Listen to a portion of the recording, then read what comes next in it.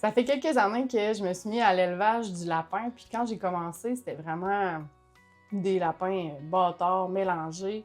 Ils étaient farouches, ils étaient difficiles d'approche, puis ça n'a pas été très long que j'ai complètement échoué. Puis là, maintenant, je fais juste l'élevage de lapins américains parce que j'ai eu la chance de rencontrer une spécialiste. Marie-Ève Boisclair, qui est une éleveuse, on peut dire professionnelle à son temps, qui a organisé justement un concours de lapins dans la région de Granby. Donc, on est allé participer à ce magnifique concours. Puis on va vous présenter des images du show nordique avec l'entrevue de Marie-Ève.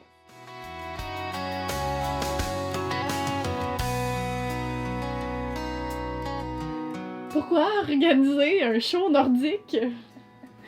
En fait, l'histoire en arrière du club qui organise le show nordique, c'est qu'il n'y avait pas de show en Abitibi.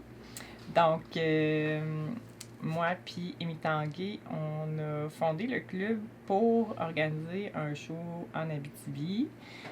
On a fait un premier show en 2019. Puis, après ça, il y a eu la COVID qui a changé bien des choses dans notre vie. Puis là, après ça, quand on a pu recommencer à faire des shows, en fait, c'était plus possible vraiment de faire venir des juges en Abitibi des États-Unis parce que, comme on est assez loin, il faut les faire venir en avion. Puis la desserte d'avion pour l'Abitibi n'est pas suffisante là, pour nous permettre de faire venir des juges avec un horaire qui a du bon sens, puis une régularité et une certitude adéquate. Donc, malheureusement, on ne pouvait plus faire nos shows en Abitibi. Donc, on a décidé de continuer à en faire quand même, mais plus dans le sud du Québec.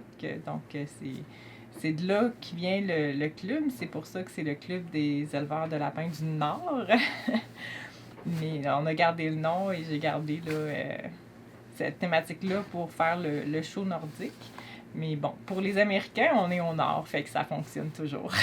Même moi, la première fois que tu m'as parlé d'un show, c'était comme pas nécessairement clair ce que c'était. C'était flou dans ma tête ce que ça pouvait être. Fait que peux-tu nous expliquer un peu c'est quoi un show, en gros? Un show de lapin, dans le fond, c'est un jugement de lapin. Comme il va y avoir là, des expositions de chats, de chiens, de chevaux, c'est un peu la même chose.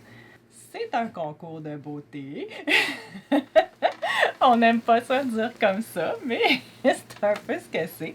Donc, en fait, chaque race qui est reconnue par l'Association américaine des éleveurs de lapins a un standard de perfection. Donc, a une définition, comment le corps devrait être, la tête, les oreilles, le poil, etc.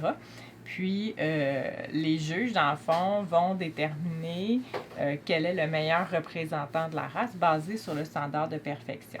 Donc, les lapins sont jugés par race, puis il va y avoir un meilleur de race déterminé pour chaque race. Puis, à la fin de la journée, tous les meilleurs de race vont aller à la table de jugement et là, le juge va choisir le meilleur du show.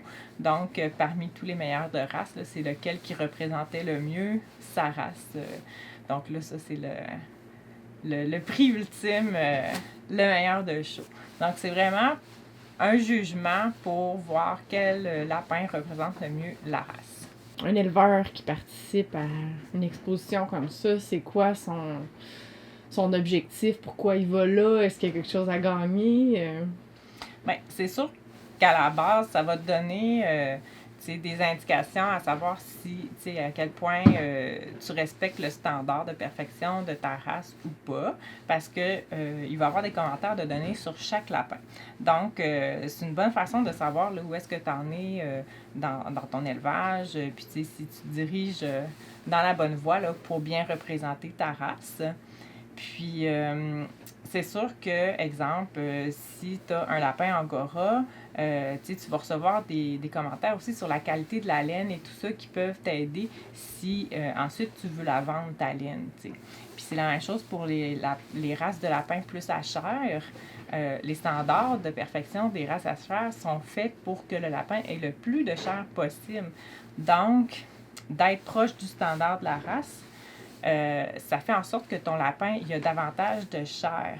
Fait que c'est sûr que souvent, les éleveurs de lapins à chair, ils pensent pas que ça va être utile d'aller dans une exposition de lapins, mais en fait, ça va te donner des conseils sur comment améliorer ta lignée pour que, pour le même investissement de moulée, de temps, de foin, tu vas avoir plus de viande au bout du compte, avec le même nombre de jours et tout ça, parce que plus tu te rapproches du standard de la race, plus ton lapin, il y a de la viande.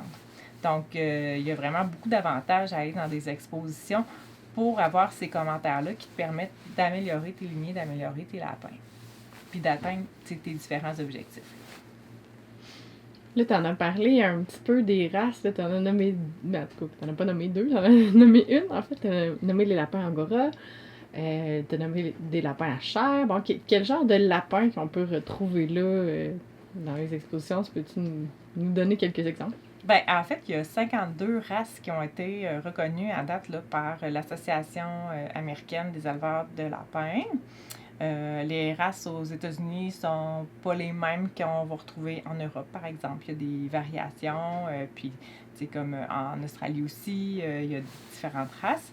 Mais donc, si on se concentre sur l'Amérique du Nord, il y a 52 races de reconnues. Puis là, ben, ça va du plus petit au plus gros, là. On a vraiment pour tous les goûts. Fait que il y a 3 types de races, en fait, là. Il y a les races pour la fibre. Donc, fibre et fourrure, en réalité, là. Donc, soit qu'on prend la fibre sur le lapin vivant, comme les angoras, ou on va récolter les fourrures là, pour faire du tannage.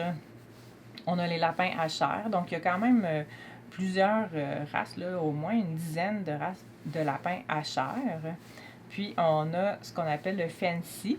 Donc là, c'est les races qui ne servent ni à la fourrure ou la fibre, ni à la chair. Donc, qui sont des races généralement un peu plus petites. On va avoir souvent des races qu'on va retrouver beaucoup pour les animaux de compagnie, dans ce groupe-là. Mais des fois, par exemple, ils peuvent avoir, même s'ils sont plus petits, des fourrures particulières ou des choses comme ça. Donc, on retrouve ces différents types de races-là là, à travers les 52. Puis, ce qu'on peut remarquer quand on va dans une exposition comme le show nordique, c'est que, dépendamment de la race, ils sont jugés différemment par les juges. Ça aussi, tu peux me donner une couple d'exemples? Oui, c'est sûr que, dépendamment de la race, les lapins vont être positionnés différemment. Comme par exemple, moi puis toi, on a des Américains, c'est des lapins à chair, mais c'est des lapins qui sont faits sur le long. Parce que à l'époque, quand ils ont été développés, là, au début des années 1900, la fourrure de lapin était encore très populaire. Donc, en ayant un lapin plus long, en fait, on avait plus de fourrure par carcasse. Donc, nous, nos lapins, ben, ils vont être jugés un peu plus étalés sur la table. On veut bien voir là, un popotin bombé, où est-ce qu'il y a la viande, mais on veut aussi une épaule qui est assez longue, où est-ce qu'on a comme l'extra fourrure. Par contre, il y a la majorité des lapins à chair vont être ce qu'on appelle compacts, donc comme le Californien, la Nouvelle-Zélande, on va avoir les Silver Fox, les chinchillas là-dedans, les satins. Puis à ce moment-là, les lapins sont posés vraiment plus regroupés, puis qui vont avoir vraiment plus une forme bombée là, de l'épaule à la queue. Donc ça peut être différent. J'ai aussi des Blue Hollichers qui, eux, arrivent d'Europe. C'est la dernière race qui a été reconnue par l'ARBA, l'Association américaine d'éleveurs de lapins. Puis, eux sont positionnés complètement différents. Donc, il y a seulement 2 races, ces 2 races européennes, qui sont positionnées comme ça, les Czech Frosty puis les Blue Hollicher. Donc, on veut qu'ils soient un petit peu plus surélevés sur leurs pattes, puis leur dos va faire une pente, là, comme ça. Fait que c'est vraiment particulier, c'est propre à eux. On a les Himalayens, qui, eux, sont Ils ont l'air d'un petit rouleau de serviettes sur la table. Donc, on les appelle les cylindriques. Fait qu'eux, dans le fond, il n'y a pas d'espace entre le lapin et la table, puis ils sont juste vraiment là, évalués tout sur leur long. Donc, dépendamment de la race, la position va être différente, puis en fait, ça va être la position qui va le plus les mettre en valeur.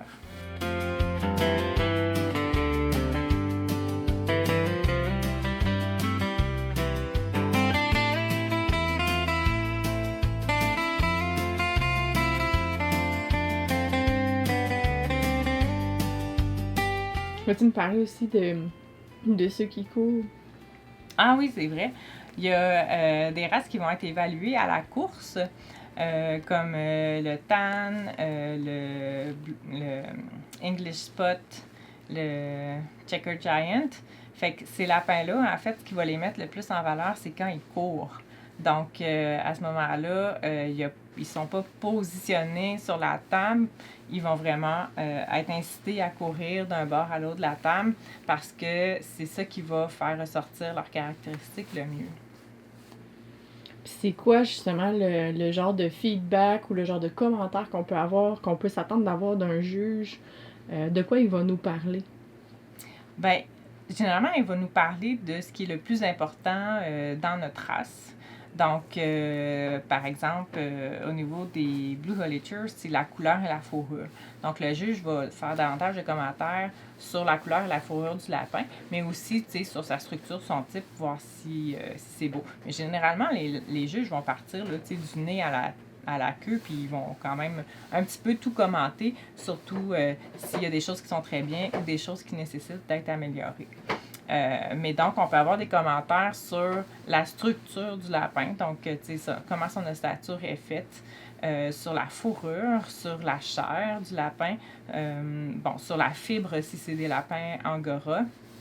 Mais aussi les petits détails, les oreilles, il y a des particularités pour certaines races par rapport aux oreilles. Si on a certaines couleurs qui ont des particularités, par exemple, certaines races vont accepter ce qu'on appelle les broken, donc c'est le lapin tacheté, mais souvent, il faut qu'il y ait un petit papillon autour du nez, faut qu'il y ait de la couleur sur les oreilles, puis tout ça. Donc, des fois, les lapins qui ont des spots, il faut que les spots aient une certaine symétrie, puis tout ça. Fait qu'ils vont donner des commentaires sur tout ça pour te permettre d'améliorer, de voir qu'est-ce qui pourrait être amélioré. T'sais, si les épaules sont pas assez larges, ben tu sais qu'en mettant ce lapin-là avec un autre lapin qui a des épaules larges, tu risques d'avoir quelque chose de mieux balancé dans la prochaine portée. Fait que c'est des commentaires vraiment, c'est ça, du nez à la queue. Sur tout ce qui est important dans la race, qui va nous permettre en fait de pouvoir mieux sélectionner nos reproducteurs pour améliorer les choses là, dans les prochaines portées. Puis là, un éleveur qui voudrait aller dans une exposition, comment ça fonctionne? Ben, en fait, ça se passe beaucoup sur Facebook. Soyons francs, là, c'est beaucoup là, le média social qui est utilisé là, pour les expositions de lapins, que ce soit ici ou aux États-Unis. Donc, on peut aussi aller là, sur le site de l'ARBA parce qu'ils ont tous les shows qui vont avoir lieu, là, qui sont reconnus par eux, qui sont listés. Puis, les shows doivent tous produire un catalogue là, au moins 2 semaines avant la date du show. Donc, le catalogue, ben, en fait, c'est toutes les instructions pour le show à venir. Donc là, on peut trouver toutes les informations qu'on a besoin, comment s'inscrire, quel type de show. Donc, la majorité des shows, on amène nos lapins dans leur cage de transport, puis on est responsable de les amener là, à la table de jugement. Mais il y a certains shows qui vont avoir là, des cages sur place dans lesquelles on va mettre nos lapins. Donc là, ça va être mentionné dans le catalogue, à quelle heure qu'il faut arriver, puis tout ça. Toutes les informations sont là. Donc, si vous êtes intéressé là, à participer à une exposition de lapins, là, disons, au Québec, en fait, vous pouvez aller sur le groupe Facebook de notre club, là, qui est le club des éleveurs de lapins du Nord. Puis nous, on essaie de transmettre l'information pour toutes les expositions qu'il y a au Québec. Pour aider tous les clubs, là, on n'a pas énormément de shows au Québec, fait qu'on trouve quand même que c'est intéressant de soutenir les autres clubs aussi. Donc, généralement, là, vous allez pouvoir trouver, c'est une bonne place pour commencer. Puis après ça, vous allez voir, quelle autre place. Il y a quelques shows qui sont en lien avec les foires, comme la foire de Armstrong, puis la foire Expo Nord à l'Assomption. Fait que, vous allez voir les différentes places où est-ce que vous pouvez trouver ces informations-là. Puis là, est-ce que ça coûte de l'argent? Est-ce qu'on gagne de l'argent? C'est toutes les questions les plus fréquentes, j'imagine. Il n'y a jamais personne qui a décidé d'aller dans l'élevage de lapins pour faire de l'argent. Ça coûte de l'argent, donc, il faut payer nos inscriptions au show. Des fois, il faut payer une inscription au club aussi. Ensuite de ça, qu'est-ce qu'on gagne? C'est variable vraiment d'une exposition à l'autre. Donc, des fois, on gagne juste le droit de se vanter.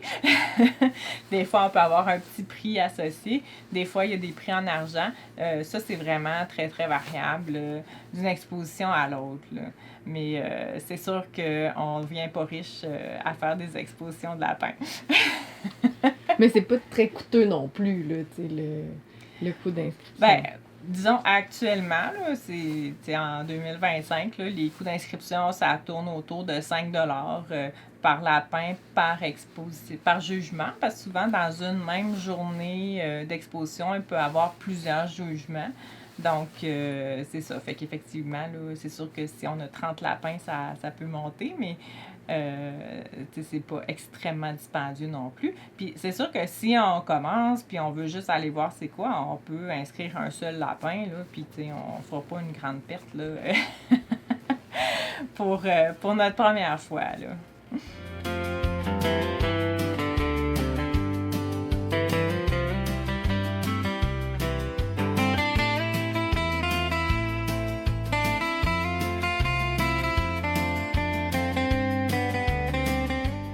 Faut pas avoir peur d'aller à une exposition, même si on n'en a jamais fait. C'est pas tous des pros qui sont là. Les gens sont très accueillants aussi. C'est une belle communauté, là, la communauté des éleveurs de lapins. Là. Fait que, ayez pas peur si c'est votre première fois. Premièrement, communiquez avec le comité organisateur de l'exposition. Fait que généralement, ils vont être bons pour répondre à toutes vos questions. Puis, ayez pas peur d'y aller, puis amenez au moins un lapin. Tant qu'à y aller, amène un lapin. Puis, il y a personne là, qui va dire « Oh mon Dieu, mais quelle horreur ce lapin! » C'est sûr qu'il faut s'assurer que le lapin réponde aux standards. Là. C'est-à-dire qu'exemple, si tu as du Nouvelle-Zélande, mais que, peut-être c'est plus des gens qui avaient ça dans leur cours, puis qui font pas d'exposition, puis qui connaissent pas ça, mais tu peux avoir des couleurs qui sont pas reconnues dans le standard des Nouvelle-Zélande. Donc là, il faut quand même faire un minimum là, pour s'assurer d'avoir, de répondre aux standards. Puis là, cette information-là, dans le fond, le livre Standard of Perfection de l'ARBA se vend là, des fois à des expositions, il y en a disponible. Sinon, on peut l'acheter sur le site web de l'Association américaine des éleveurs de lapins. Puis des fois, il y a aussi des associations nationales pour chaque race. Fait que si vous allez sur l'association nationale de votre race, des fois, le standard est disponible aussi sur leur site web. Sinon, vous pouvez demander à un éleveur aussi qui fait de l'exposition, là, peut-être de vous guider un petit peu pour être sûr que votre lapin réponde aux standards. Mais à partir du moment là, que votre lapin répond quand même aux standards, amenez-le, puis à ce moment-là, vous allez avoir une meilleure expérience de la chose que de juste être observateur. T'sais. C'est quand même le fun d'avoir les commentaires, puis de voir comment son lapin se classe, puis tout ça. Puis ça fait une motivation supplémentaire, tu sais. Moi, j'ai commencé à élever du lapin pour en manger. C'était pas pour faire de l'exposition. Mais, tu sais, évidemment, là, je me suis fait avoir. J'ai voulu acheter un lapin d'une éleveuse qui m'a dit qu'il n'y avait pas de problème, mais qu'il fallait que je vienne le chercher à l'exposition. Mais elle savait très bien ce qu'elle faisait en me faisant venir à l'exposition chercher mon lapin, parce qu'elle a inscrit les lapins qu'elle me vendait au jugement. Fait que là, j'avais mes lapins avec lesquels je repartais, qui s'étaient quand même bien placés, j'avais les commentaires. Mais c'est sûr là, que c'est intéressant, puis c'est motivant. Puis après ça, mais ça donne quand même une motivation additionnelle à juste je veux manger du lapin. Tu sais, dans le sens, je veux manger du lapin, mais je veux aussi l'améliorer. Tu sais, je veux que l'année prochaine, j'aie plus de viande sur mon lapin que cette année parce que j'ai fait les bons choix d'accouplement pour que ça soit mieux, tu sais. Puis après, ben, il peut y avoir aussi d'autres motivations. Par exemple, moi, quand j'ai commencé à faire de l'exposition, ben là, j'ai décidé d'aller vers une race héritage, tu sais, qui a besoin que les gens s'occupent d'eux parce qu'ils sont plus rares, puis ils sont à risque de disparaître. Donc, c'est pour ça que j'ai été vers les Américains, parce que c'était une race qui avait besoin d'avoir des amis. Puis en même temps, c'est un bon lapin à chair. Donc, ça peut être un beau projet aussi, là, de dire, ben, tu sais, je contribue à la survie d'une race, là, en faisant, tu sais, mon élevage, puis en même temps, ben, je me nourris de façon saine, puis en même temps, ben, tu sais, j'ai une motivation à l'exposition qui m'aide à améliorer ma lignée. Fait que tout ça, tu sais, ça fait que l'élevage de lapins, je trouve ça donne plus d'objectifs que juste je mets des lapins ensemble puis je les mange après, tu sais.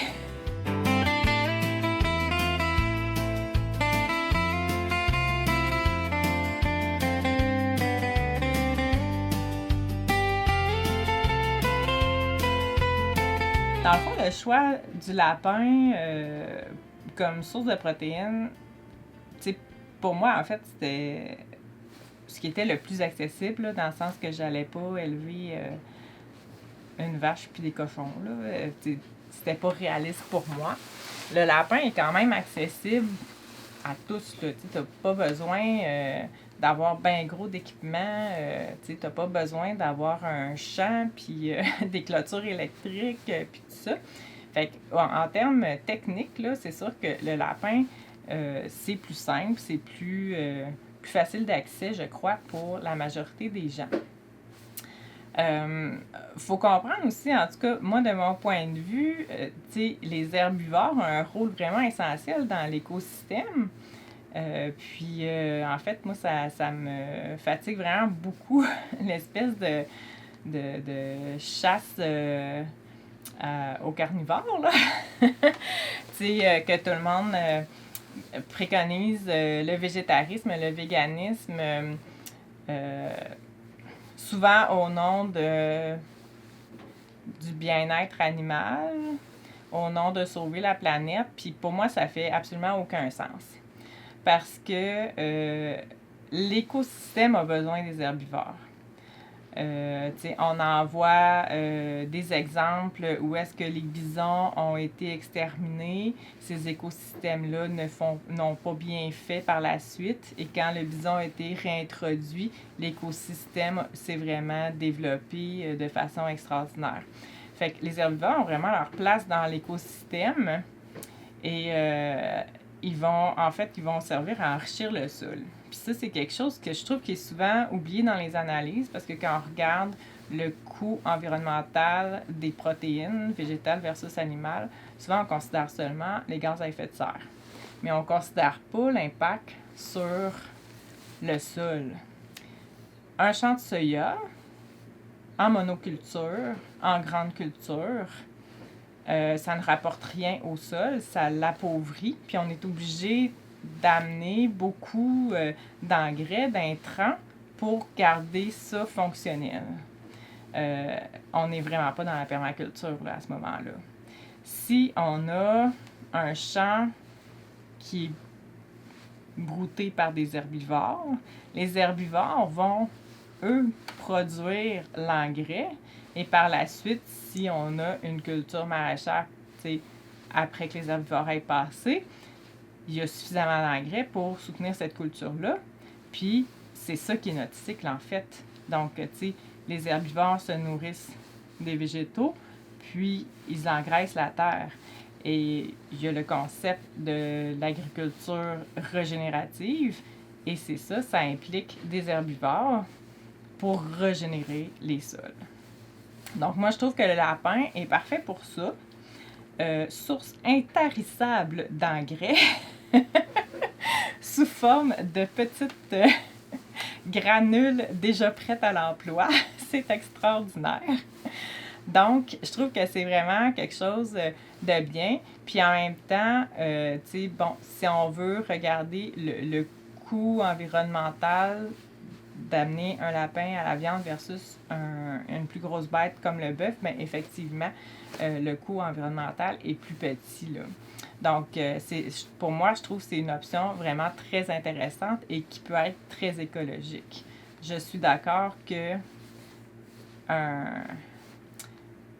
un élevage très industriel de vaches à mouler qui restent dans des granges, ce n'est pas régénératif, là. Mais je pense qu'il y a vraiment de la place à la protéine animale sous forme de culture régénératrice pour permettre d'avoir un cycle qui va aider à engraisser le sol tout en produisant une bonne protéine, puis sans avoir un coût écologique énorme. Donc, c'était beaucoup pour ça, le côté pratique et le côté intéressant dans un planning de permaculture que j'ai été vers le lapin. Puis je trouve que ça s'insère vraiment très bien là, dans un design de permaculture. Puis j'imagine que, comme nutritionniste, tu dois avoir un avis sur la viande aussi. Ben, en fait, c'est une viande de qualité, c'est une viande qui est maigre, c'est très similaire au poulet. Donc, tu sais, c'est une protéine de qualité. Alors, c'est sûr que c'est quelque chose d'intéressant, là, tu sais. Puis, c'est sûr qu'en nutrition, c'est toujours, tu sais, la meilleure alimentation, c'est une alimentation variée. Fait que, tu sais, ça veut pas dire de manger que de la viande, puis ça veut pas dire de manger que des légumineuses. Tu sais, il y a de la place pour tout dans une alimentation variée, puis on va aller chercher, tu sais, des nutriments différents dans tout ça. Fait que, pour moi, ben je trouve que c'est une viande qui est très intéressante parce que, justement, comme elle est maigre, mais qu'elle a une qualité de protéine qui est vraiment complète et intéressante. Il n'y a pas beaucoup d'autres choses que des protéines dans la viande de lapin, là. Ben, ça fait que c'est un animal quand même qui, nutritionnellement, là, qui est comme vraiment rentable, là.